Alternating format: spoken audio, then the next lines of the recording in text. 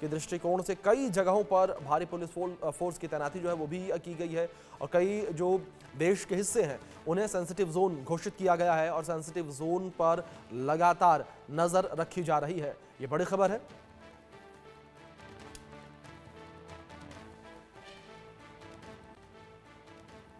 वक्फ amendment bill आज संसद में पेश होने वाला है, जिसको लेकर पूरे देश से प्रतिक्रियाएं सामने आ रही हैं। हमारे साथ बिहार सरकार के मंत्री बीजेपी नेता नितिन नवीन जी मौजूद हैं। सबसे पहले उनसे प्रतिक्रिया लेंगे। सर, क्या आपकी प्रतिक्रिया होगी इस पर?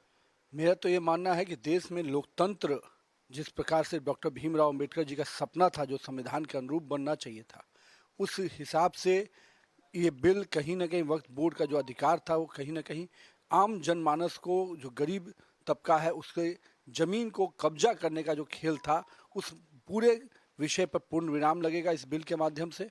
और मेरा ये मानना है कि जो लोग कहते हैं कि इस देश में सबके लिए समान अधिकार होना चाहिए, सबको स्वतंत्रता होनी चाहिए, तो ये निश्चित रूप से कि धर्म के आधार पर कभी भी कोई जमीन कब्जा कर ले, कोई अधिकार बना ले, ऐसा नहीं हो सकता है। और मुझे लगता है कि ये बिल मार्ग प्रशस्त कर पीटना जायज सी बात है। आज लगता है आपको पूरी तरीके से प्रधानमंत्री मोदी जी ईदी देने जा रहे हैं कई जन्मों तक के लिए मुस्लिम समुदाय को। अब बहन, बेटी, गरीब, शोषित, वंचित मुसलमान अपनी हक की, अपनी जमीन की, यही नहीं कि ईद मस्जिद की जगह, दरगाह की जगह जो डायरेक्ट चली जाती थी वक्फ के खाते में, अब खातों का हिसाब होगा गरीबों में और ये मुस्लिम समुदाय के लाभ में। भाजपा के लिए, भाजपा सरकार के लिए कुछ बनने नहीं जा रहा।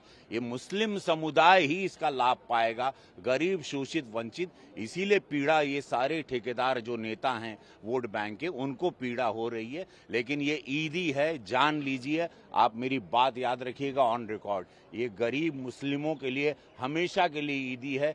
सब लोग, कई लाख करोड़ की जमीन अब मुस्लिम गरीबों।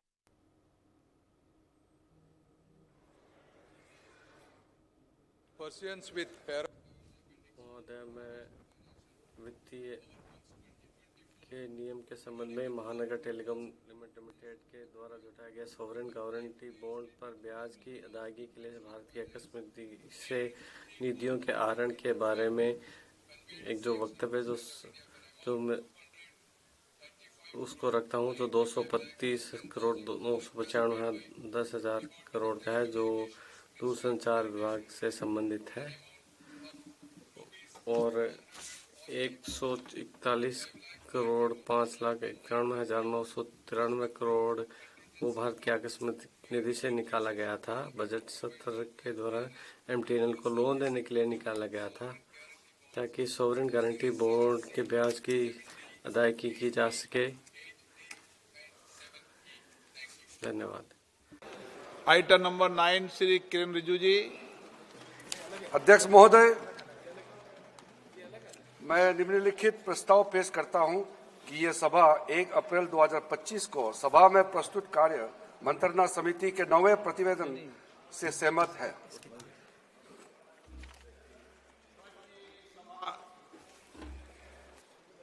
एक अप्रैल 2025 को सभा में प्रस्तुत कार्य मंत्रणा समिति के 9वें प्रतिवेदन से सहमत है। जो सदस्य प्रस्ताव के पक्ष में हाँ गए हैं, जो सदस्य प्रस्ताव के विरोध में ना गए, मेरे विचार में निर्णय हाँ वालों के पक्ष में, हाँ वालों के पक्ष में प्रस्ताव अनुमोदित किया जाता है। ये बिजनेस एडवाइजरी कमेटी है, ठीक है ना।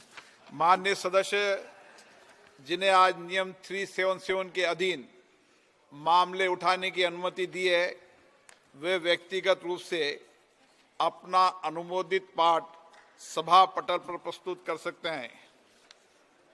आइटम नंबर 11 माननीय मंत्री पंकज चौधरी जी।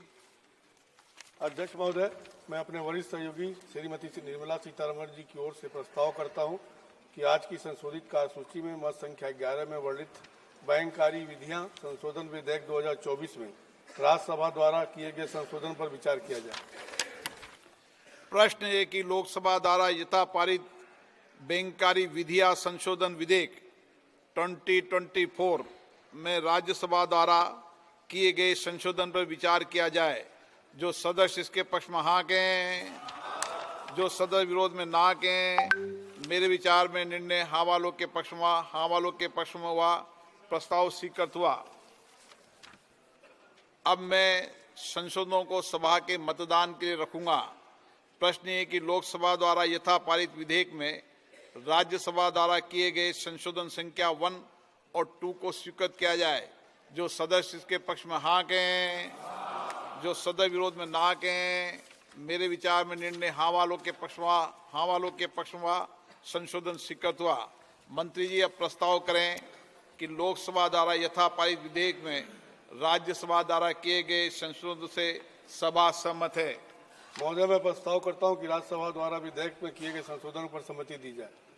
प्रश्न ये है कि लोकसभा द्वारा यथा पारित विधेयक में राज्यसभा द्वारा किए गए संशोधन से सभा सहमत है। जो सदस्य इसके पक्ष में हाँ कहें, जो सदस्य विरोध में ना कहें। मेरे विचार में निर्णय हाँ वालों के पक्ष में हुआ।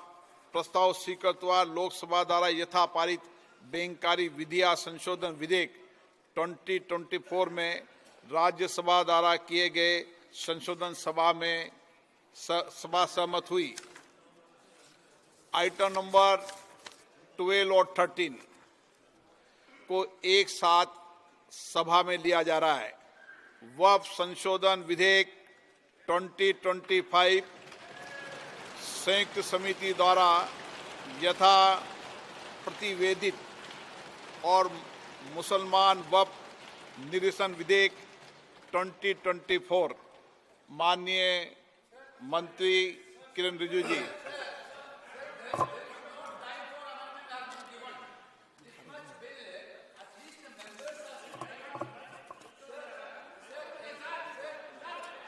हाँ, बोलिए। This type of bill इस प्रकार का जो विधेयक है जब इस सभा में लेके आते कम से कम माननीय सदस्यों को अधिकार होना चाहिए कि संशोधन का अधिकार हो। कल हुआ था क्या कि सदस्यों के ध्यान में लाया गया दोपहर बाद में, फिर जो संशोधन है और 3:30 बाद में खत्म हो सकता है। कैसे संशोधन दे महोदय? ये आप जो विधायक को डरा धमका रहे हैं एक तरह से, उनको सदस्यों को संशोधन देना होता है। आपको इसके लिए समय दीजिए संशोधन पेश करने के लिए। कई प्रावधान है महोदय जो संशोधन देने के लिए होते हैं, समय है ही नहीं, इसके लिए समय दिया ही नहीं गया। आप बैठिए, एक विषय मैं दे दूं। माननीय सदस्यगण, मैंने सभी जो गैर सरकारी माननीय सदस्यों के जो भी संशोधन प्रस्ताव थे वह और सरकारी संशोधन प्रस्ताव दोनों को बराबर का समय दिया है। मैंने ऐसा नहीं किया कि आपके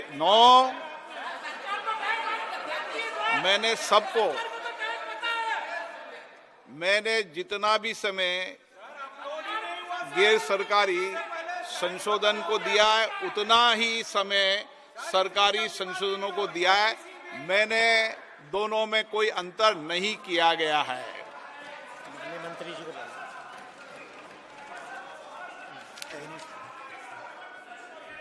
हाँ, एक मिनट एन के प्रेमचंद्र जी, आप बता दीजिए। सर, माय पॉइंट ऑफ महोदय, मेरे व्यवस्था का प्रश्न यह है, वो नियम 80 का है जो कार्य प्रचलन के अनुसार है, और नियम 376 है, और कॉल और शक दर का प्रश्न 650 भी है। अब ये सभा वो एक विधेयक पर चर्चा कर रही है, वक्फ संशोधन अधिनियम 2025, जैसा कि संयुक्त समिति द्वारा यथा प्रस्तावित है। हम मूल विधेयक पर चर्चा नहीं कर रहे हैं, ये संयुक्त समिति द्वारा यथा प्रस्तावित पर चर्चा करते हैं। अध्यक्ष महोदय, सीधा मेरा प्रश्न है कि संयुक्त संसदीय समिति के पास ये अधिकार है कि वो नए प्रावधान इस विधेयक में जोड़ सकते। ये संयुक्त संसदीय समिति के अधिकारों में नहीं आता है। बहुत सारे नए प्रावधान, उन प्रावधानों के बारे में मुझे कोई उपलब्ध नहीं है। 2A भी प्रशंसनीय है, कोई आपत्ति नहीं है, बहुत ही गंभीर बात है, तकनीकी मुद्दा है। देखे यहाँ तक कि सभा के पास भी अधिकार नहीं होता है। प्रतीक्षा करिए, आप उत्तर बाद में दीजिए, आप मेरे बाद में उत्तर दे सकते हैं। यहाँ तक कि जो संसदीय लोकसभा है उसके पास भी ये अधिकार नहीं है कि नए प्रावधान जोड़ दे जबकि आप नियम 81 को सस्पेंड नहीं कर देते। नियम 81 क्या कहता है? वो ये कहता है कि निम्नलिखित जो शर्तें हैं किसी भी संशोधन के लिए निर्धारित होते हैं। कोई भी संशोधन विधेयक के अनुसार होना चाहिए, जिससे संबंधित बहुत सारे प्रावधान हैं नए मसौदा विधेयक में, और अन्य प्रावधान भी इसमें किए गए हैं जो इस प्रकार नहीं आते अधिकार में। यहाँ तक कि इस अधिकार को भी शक्ति नहीं, जब तक मैं आपसे पूरी तरह सहमत हूँ, मंत्री के पास अधिकार होते हैं, वो संशोधन पेश कर सकते हैं और वो संयुक्त संसदीय समिति भी सिफारिश कर सकते हैं, लेकिन नए प्रावधानों को नए प्रस्ताव के अनुसार नहीं आ सकते जिसके प्रकाश अधिकार नहीं। मैं कोर्ट सेक्टर का उदाहरण देता हूँ।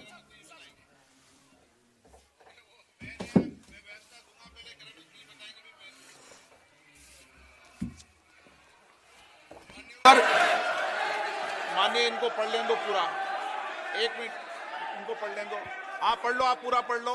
सर हाँ। सर काउंट सेक्टर पेज 615 जो पृष्ठ है विधेयक, उसमें नियम से संबंधित हैं और उनके अनुसार जो विधेयक से संबंधित नहीं है। समिति के जो संशोधन के लिए जो मूल अधिकार हैं वो जब भी अनुमति दी जाती है, उदाहरण समाप्त हुआ, इसका